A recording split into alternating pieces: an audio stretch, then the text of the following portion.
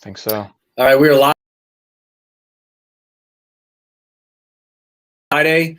I have no clue what date it is because we've all been quarantined for 17 years, and we're excited. So, I know it's Friday. I got some takeout that's waiting for me upstairs. Got a little date night. Well, we all have to be creative in these days, but I'm really, really pumped about the gentleman that I'm going to introduce today. And before we get into it, of course, if you're new to the show, if you're going to watch it later, we're all over. We're on Facebook.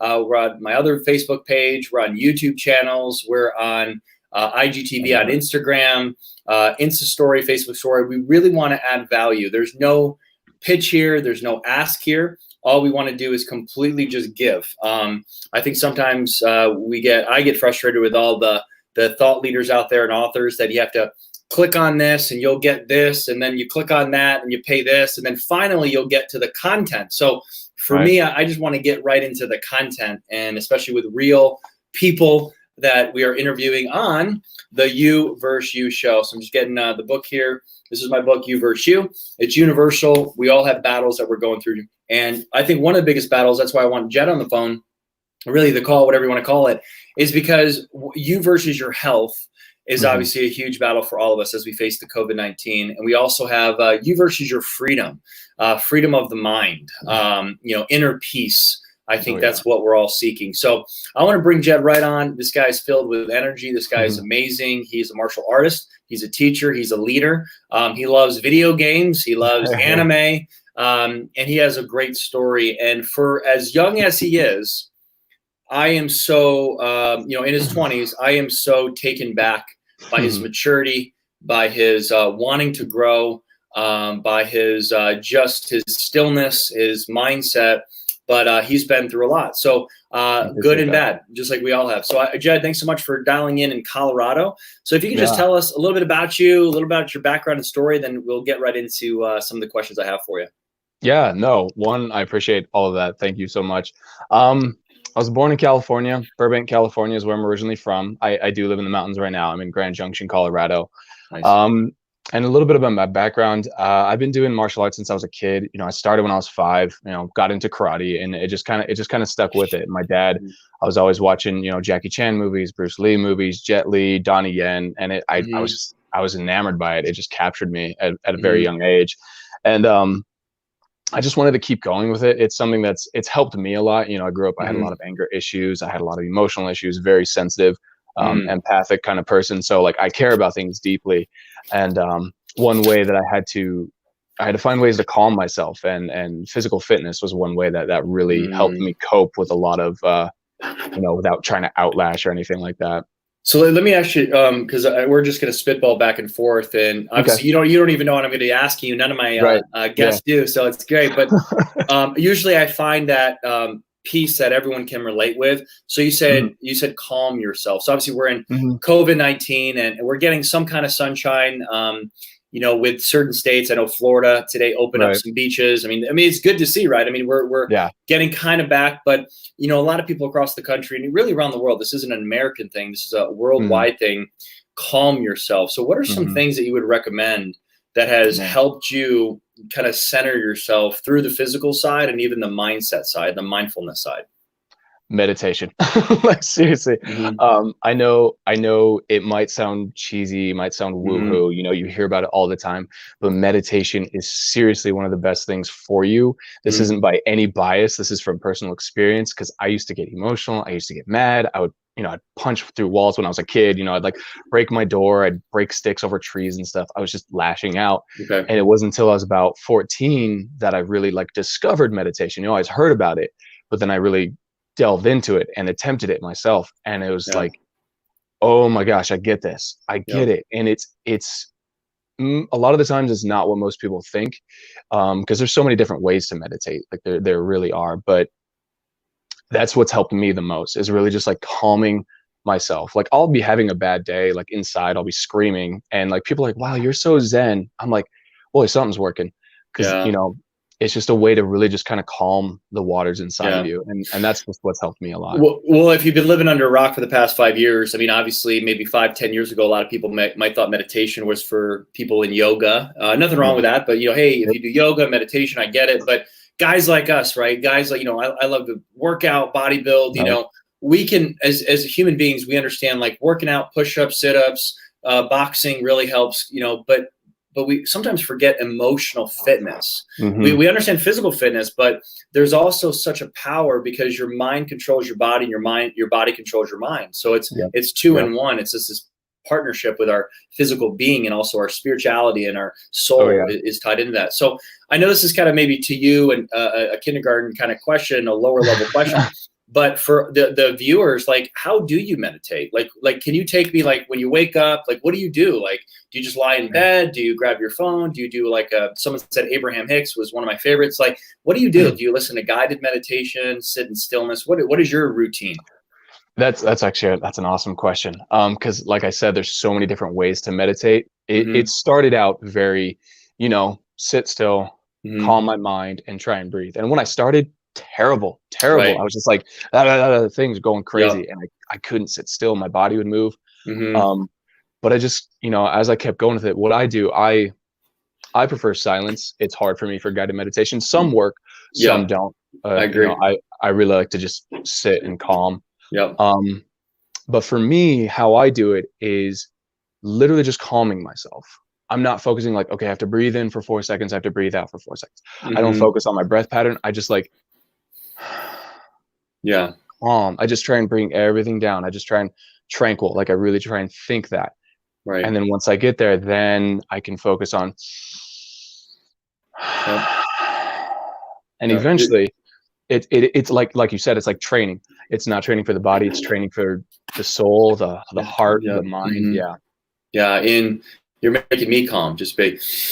If everyone just stops and just now the science of that, if anyone kind of knows like why meditation is, we have 60 to 90,000 thoughts a day. So a lot of these thoughts we don't realize in the subconscious. The brain has to let the heart know that, okay, blood needs to flow. But there are some choices like, hey, should I continue watching this interview? I don't know. I kind of like these guys. I don't know. It's a choice, right? We have all these choices. And of course, if we're not meditating, what happens, and you know this, Jed, but I'm talking to the viewers, is we are not gaining access if we don't meditate to the portal of our subconscious mind. So think of a plane or a car, you're in the back and it's going, but pretty soon it's going to go like this. And the majority of people out there, they don't meditate. So what happens is now their subconscious mind is running their life. And now they are their thoughts, as opposed to what you're doing. You're being an observer of your thoughts. So have you ever watched The Matrix at all? Or? Oh God, yeah. Right. Oh yeah. So there's a couple of things in Matrix. You know how like it's kind of like in slow motion, all the fight scenes. That's kind of how meditation works. Is like you're kind of in slow mode, and then you can make more wiser decisions. So tell me about that. How has that added so much value to you in your life with training, and also just business choices and life choices, where you almost feel like you're out of body and you can pause and be like, you know what? Do I really want to get mad right now? Do I really want to get depressed? Do I really want to feel anxious? How has that been, that kind of observation for you, instead of just doing whatever you think? So many ways. I mean, it's powerful. Like it's amazing is what it feels like. Cause like you said, when you're driven by the subconscious and you're not aware of it, and it's just going, you can get into so much trouble. Like you can spend a certain amount of money, you can blow your life savings, you can crash a car, like things just happen. And you're like, why is all this happening to me? It's because you're basically literally driving yourself insane from subconscious things you're not aware of. But if you can calm your mind enough down to really like find them, you're like, oh, that's why. You can pick it apart, you can heal it, you can do whatever you need to, you can release it, you can really understand yourself as a person. And eventually, like I experienced it recently, like my mind is so much more free. I'm so much more open. Like I'm not constantly stressed about something. I'm not constantly moving. I'm like, I can take a walk. I can do something for myself. I can help these people. I can do whatever I need to do as a human being. But it's constant. It's a never ending thing. I mean, maybe there might be eventually, nirvana or whatever you're striving for, but you do. It's just kind of a constant daily practice where, and even once you get at higher levels, you still find things like little tiny little nuggets that you didn't even know you were aware of, way tucked down. Yeah. I mean, it's just important. It's important to meditate just in general, because especially if you live in America. America is such a consumer, go. I don't know where it came, the industrial age, then the information age. And we're sitting in this age now. I don't even know what you want to call it. I think it's the awareness age, the spiritual age, where, life has slowed down. And I got to be honest with you, and maybe you feel the same way I do, like, other than obviously people dying and obviously people losing a lot of their health, I've been loving the quarantine because, life's not so busy. And busy, there's a lot of time to read books and, spend time with family, play board games. I've never played more board games or cards in my life, and just relax and live like our ancestors did before all the automobiles and cars and malls and movie theaters. Right. So I think this is an awakening of spirituality, and meditation is just you're sitting in your own thoughts, and we're all geniuses. I mean, all of us, we're all geniuses and smart, but we don't ever listen to ourselves. We're always listening to commercials or, the news. So I want to transition into just you as far as your choices that you've made. I can't remember the exact time in 2019 that we spoke, but I do remember the exact moment we spoke. And I remember I was in my kitchen in my apartment in downtown Chicago, and you were a lead. I didn't really know of you, and you booked a call with me. And I got to tell you, in front of everyone, I was so impressed by you. And when you told me your age, I almost I was like impressed, but I was almost like, oh, okay, he probably won't do this. And what I mean by that is usually there's not a lot of self-awareness when someone's, 20 to 30. As far as I need a coach, I need a mentor, I want to invest in myself. And tell me a little bit about some of the challenges you've had in your 20s. I know you've lost your mom, who's very close to you. And then there was that time where, you didn't know what to do. You didn't have a lot of clarity. So walk us through, because I'm sure a lot of people are hurting right now, and they might even lost someone through COVID. So what can you tell us about your journey in your 20s so far, up until this point where you chose to grow? I mean, growth has been with me for as long as I can remember. I mean, I was going to seminars when I was like 14. I have journals upon journals of like how to make, how to start my own business, entrepreneurship. Like I learned that word at like 14, and I just kept going with it. Jim Rohn, Zig Ziglar, Tony Robbins, Earl Nightingale, like all of these guys. Like my dad got me into it when I was like really young, and it's always been there with me. Also as a martial artist, to grow physically, spiritually, emotionally. 20s were such a weird time. Like I was in and out of cars. I was in the military. I was actually in the Navy for a year. I went spec ops. I got hurt. I had to come out. I went to art school, San Francisco. Been to school a couple times. And then when it was about 23, 24, that's when I was like really, this is when my mom was going through cancer. The only way that I knew how to really deal with it emotionally was physicality. I trained every single day. I didn't really have too many people in my personal circle, so I couldn't voice things, which is big to me. I like to be able to, voice what's happening inside. So I just dedicated myself to training, and I, bulked up to like 225. I could bench like 375, squat 405. Like it was insane. Through this, I ended up with a modeling contract in Los Angeles. I've worked with people in the Hollywood movie industry and stuff like that. But even while I was going through this, I was a lot of internal growth, a lot of spiritual growth, a lot of just subconscious things were coming through. And what, like a big thing, like when my mom actually passed, it was kind of a gateway. Like it really just like cracked me open, and things I wasn't even aware of were coming up. And I was like, oh, wow, like there's a whole nother person in here. Who is this? And I really, and that's kind of where I'm at now, is really learning and unveiling this person who I am, who I actually am, underneath, the bullying, underneath, all the shit, all the crap that I went through in my life, all the lies that I told myself, lies other people told me. And so it's this kind of inward process now, trying to find out like what I really am about, like who is Jedediah, like what am I really about, and what is it I want to, what is my purpose, like what am I trying to help people for? I know I've always wanted to, that's always been there, but it's like what is it that I'm wanting to do? So yeah, mindfulness and meditation have been extra key for me. Obviously nutrition, I have to be very careful with how I eat. My body's very sensitive. If I eat a certain thing, I feel it. Like I feel like garbage. Even if it's just like a little something, so I have to be very. What is it? What is it for you that really blows you up, Oh inflammation gosh. wise? It's stupid stuff that I wish I could eat still, like peanut butter and jellies, or like Pizza. just like How's pizza? I can't do pizza anymore, man. I I can't know, do yeah, pizza. I know. Stuff kills me. Like, yeah, like Yeah. I can't do a whole lot of dairy anymore. I'm I very. gotta do like dairy free pizza, gluten free pizza, and I still still feel guilty. But everyone Yeah. loves pizza. Yeah, what I wouldn't do Yeah. for Papa John. Well, Tell me it's all about it. about our choices too. I mean, there's always Yeah. cheat day. We can have a cheat Right. meal, once a week. But Right. so that's powerful. I mean, what you said is great depth. I mean, you're 14. Here's your father. So tell me a little bit about your father. So he pushed a little. I mean, he pushed a lot. I mean, I can relate because my mom, introduced to Zig Ziglar, and I was introduced to Jim Rohn because she was in Mary Kay and stuff. So tell me a little bit about the impact that your father had to show you things like Earl Nightingale and these great people. I mean, what happened there? What was that relationship? So much. He's been, as long as I can remember, that's pretty much what he's been about. Like his main goal was he wanted his children to live successful lives, or whatever that may be. He didn't care what, he just wanted it to be a great life. And so he was just trying to put things in our way. I think that's really what it was. He wasn't trying to push anything.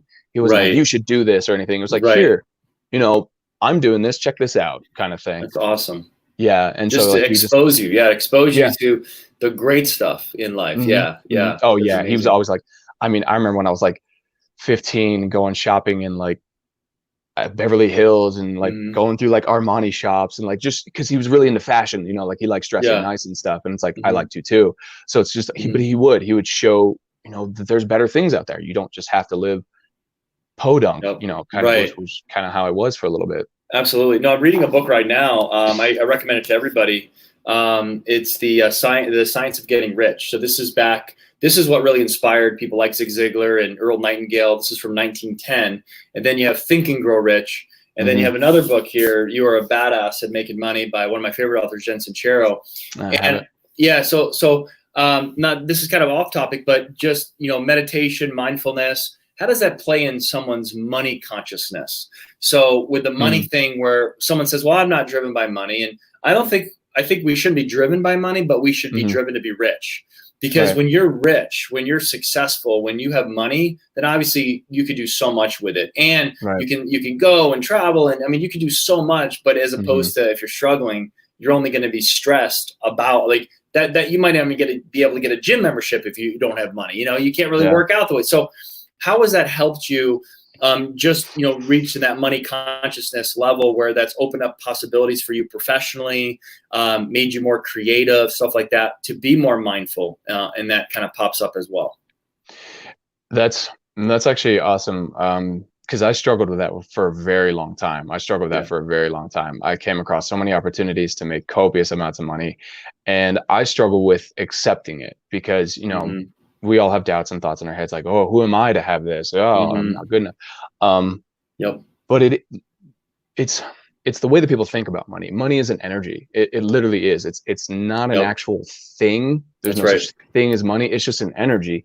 And if you're blocking it, it's the same thing as blocking love. It's the same thing as blocking gratitude. It's just an energy. It's not this demonized creature coming to get you. It's just a flow. And if you can allow yourself to accept it and really just let it do what it's supposed to do, which is to help you better other people or to better yourself. It's just to help you flow more. It's to keep, like, we're in the flow, of the universe. The universe wants you to be prosperous. You're not meant to be, woe is me, pay bills, and that's my life. You're meant to dance, you're meant to sing, you're meant to create, you're meant to flow.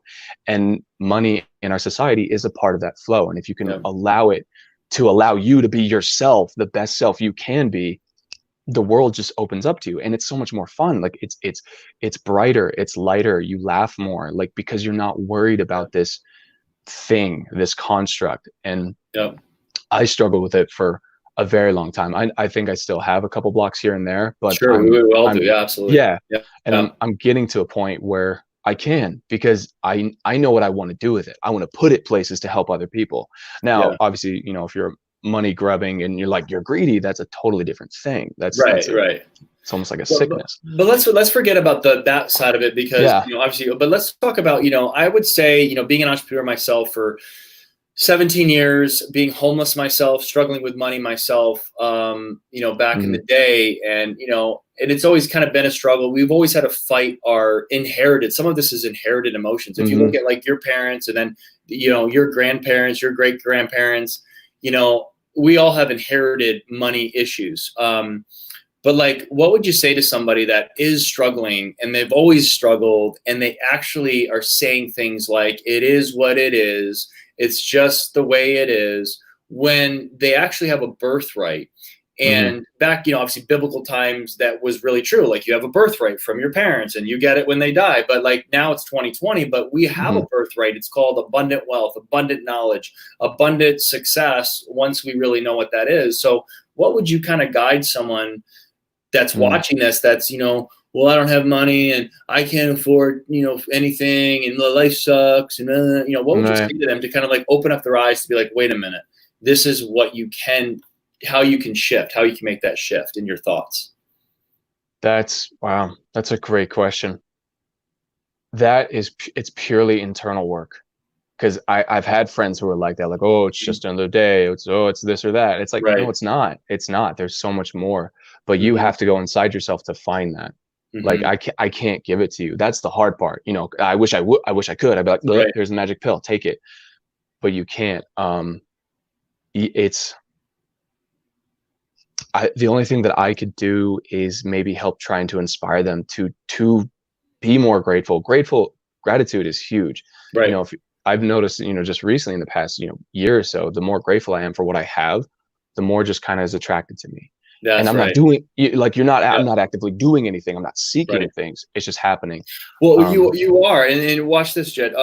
So like, if you like, let's talk to me about your daily routine, right? So let me kind of set it up for you, and then you can obviously understand the context. Okay. So I asked you that question, but really, 100% the answer. Here's the answer. Your to-do list. So tell me what you do with gratitude, what you do with meditation, how many times a day, what working out does to your confidence, reading, and then also what does video games play, chilling, relaxing, having fun, not just always like, like you're, meditating all day, like you're a monk, but like, tell me about, again, walk us through your routine, because anyone that's listening, this is how you become more successful, is watch this. No, honestly, it is like as much as I want to say like it's internal work, it's hard work too. Like, it sucks sometimes. And like, I'll be completely honest. Cause I still go through, hard times, but I get up every morning. If I can, I shoot for like 6. I love waking up early in the morning, but if I can't, maybe about 7:30 ish. First thing I do, I won't touch my phone. I won't touch any electronics, because one, blue light, terrible for your face, terrible for your eyes. And I don't need to be reading news or Facebook or anything first thing in the morning. I just sit there and I don't think about anything. I'm like, okay, I'm awake. I'm a human being. This is where I'm at. And I'll just let whatever's supposed to come to me come. I'll breathe, whatever I need to do. About 20, I usually go for about 20 or 30 minutes first thing in the morning, because I like to eat breakfast. So I get up, I go make breakfast. And I really make sure that, like, first thing in the morning, fats and protein, great for the brain, great for the body, just to kind of give it a little quick pick me up. And then obviously, solid carbs, brown rice and stuff to get me, energy through the day. If I have time, I will work out in the morning. I do like to work out in the morning, but yeah, like you were saying, it helps so much with confidence. And it's not about, the image, like, it's not about like, oh, I need to be big and bad. It's just like, if you feel like, when you feel your body's healthy, you feel awesome. You're like, oh my God, I have so much more energy. This is great. I can do stuff that I want to do. So yeah, then I do a mix of calisthenics, my martial arts, weightlifting. I like to keep it varied. I do cardio, I run, I swim. How long do you work out every day? Yeah, recently I've been working back up to it. Because when I was training, it was about 3 to 4 hours a day at a time. But now it's probably about an hour and a half at most. Okay. Because I want to be balanced too. There's so many other things. I can't spend all day at the gym. Yeah. I got other stuff I have to do now too. Sure. Yeah. So it'll be roughly about an hour and a half, maybe 2 hours if I'm feeling good. Right. Very cool.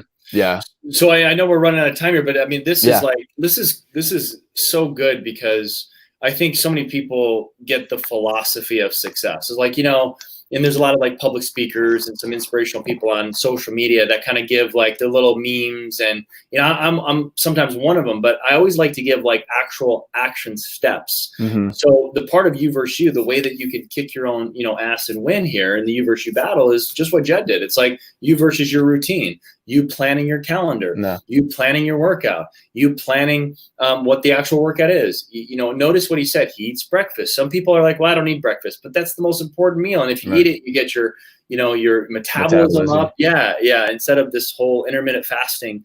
I don't really agree with that. So it's like, I want to eat something right when I wake up and then have the coffee and then 3 hours later eat another thing, but it doesn't have to be a huge meal. Right. So there's just little things that when you study success and you study what you really want, once you know what you want, then you seek it. And whenever you don't have, then you go hire it. Mm-hmm. So, being a part of Inside Out Coaching, how is that really, just with the associations and the mastermind, how has that really helped you kind of get a clear vision now and being able to focus more and build even more energy so that you have more of a compelling vision for the future? For me, it's been a place where I can actually voice my opinions and my feelings. Because I've reached a certain level of not physical success, of just like mental success. Like I built myself out of so many mud holes and so many pits, and I'd never had people to communicate with. People had no idea what the hell I was talking about. Like might as well been from a different planet. Mm-hmm. And so it's allowed me a space to really just be free. And it's like, oh yeah, there's other people out there. It's not the town that I grew up in. It's not the small minds that I was around when I was a kid. There is more, and it's the people that I want to be around. And it's because it's never been about like, I've never been trying to impress anybody. I'm not trying to show off to anybody. It's just what's inside of me. It's what's been in my heart ever since I was a kid. It's like, I have to be better for people to make a change. Like, I don't know how to explain it. But yeah, it just gives me that space to be more full and be more authentic in voicing, what's important. Yeah. That's awesome. Well, Tanisha said, Jed's meals on Instagram also look like food magazine. I get so many people. I'm literally throwing veggies in a pan, and like that's all I'm doing. But I appreciate that, Tanisha. Thank you so much. So, what is your Instagram?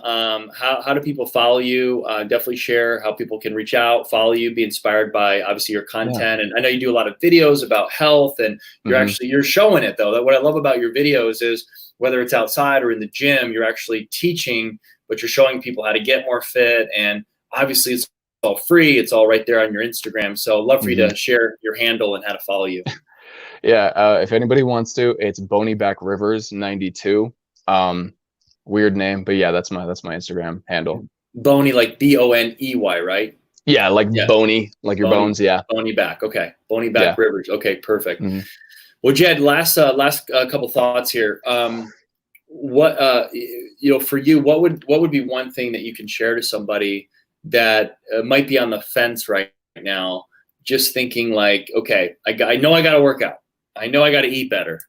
And they're literally right there, but there's something still holding them back. Maybe it's an emotional trauma. Maybe it's just something. What would you say, just based on what you've been through, maybe you can get them over the edge today just by your wisdom and just your encouragement? What would that be? I would definitely say be patient with yourself. Like really be patient. Love yourself. You can't kill yourself to success. That was one thing that I had to learn the hard way. That's good. I cranked out so many workouts, like I was dedicated, no breaks. And I actually blew out my adrenals and I ended up in the hospital because I wouldn't rest. Take care of yourself. You're the only one here who has your back 100% of the time. Be patient, care for yourself, and you will take the steps. If you have the motivation, if you really want to, you'll do it. You'll be surprised at how capable you really are. Yeah, that's awesome. I love asking the kind of random questions because we get those kind of answers. I mean, can't kill yourself to success. I mean, I haven't heard it that way, but yeah. There's your new brand, brother. There's your new brand. Yeah, right. So, that's so original and so good. So I appreciate obviously that, and that's awesome. So thanks so much, Jed. You're awesome. Thank you, Todd. Thanks so much for being a client of ours. I mean, you're just amazing to work with. Everyone loves you. You add so much value. We're also still getting to know you, and just the more and the more that I get to know you, the more and more I'm just super impressed by everything that you have to say. And I know the world needs more Jeds. So keep shining, keep being bold, and keep sharing your message, because it's very powerful. I will. I appreciate that very much. Thank you, Todd. All right. Thanks everyone that's watching. Have a great weekend. We'll see you next week for You vs. You, the show. Thanks so much for your comments, and tag someone that would be inspired by Jed's story. We really appreciate it. Get the word out. Thanks so much. Appreciate you guys.